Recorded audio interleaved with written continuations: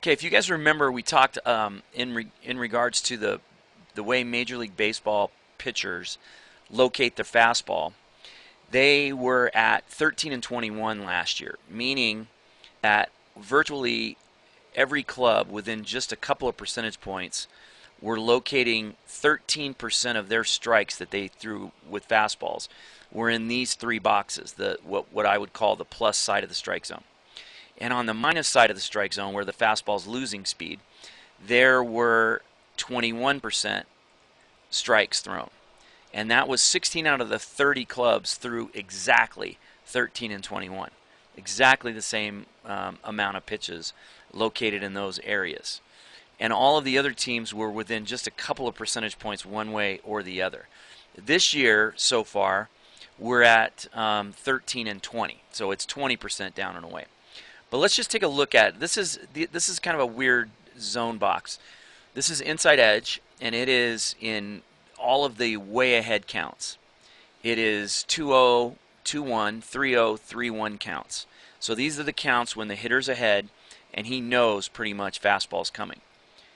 So when you look at this, the middle box, guys hit 368 with 65 homers. Okay? So that's the most homers in any box. But it's not the highest batting average, which was kind of weird. It's kind of weird that the middle away box is 11 points higher. This one's 10 points higher down and away, and it's 24 points higher batting average down in middle. So these areas where the ball's losing speed, guys are actually squaring it up more often. Definitely more often than they are up and in, because we're up at 335, 282, which is a significant drop in production. And 100 homers up and in versus 116 homers down in that down and away area. So there's a very significant difference in what's happening inside the strike zone. Now, what's happening outside the strike zone is even more shocking. Look at this box off the plate. Guys are hitting 344, and what do they tell us? When you miss away, make sure you miss off the plate, or make sure you miss down. So they're hitting 317 when you miss down and middle. They're hitting 283 when you miss off the plate down and away versus 211 in the opposite up and in box. But 100 points difference between missing off the plate away and missing off the plate inside. 100 points. It's virtually a 25% differential. So it is 25% better to throw the ball and miss on the inside part of the plate than it is on the outside part of the plate. I don't know about you, but when I can throw the ball up and away off the plate and have it be almost the same batting average as middle, I think that there's something wrong with your pitch choices.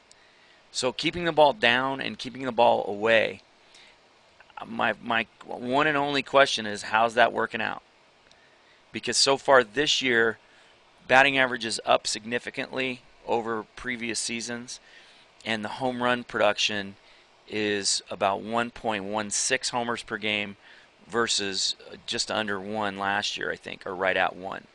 Significant differences in what's going on in baseball, and it all hinges on location, location, location.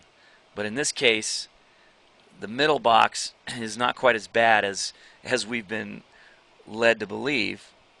And realistically, the worst two boxes out here are the ones that are middle away and middle down. So if we listen to the experts, you can count on the fact that they're going to chase it less, they're going to hit it better outside the zone, and they're going to crush it inside the zone if you keep your fastball down.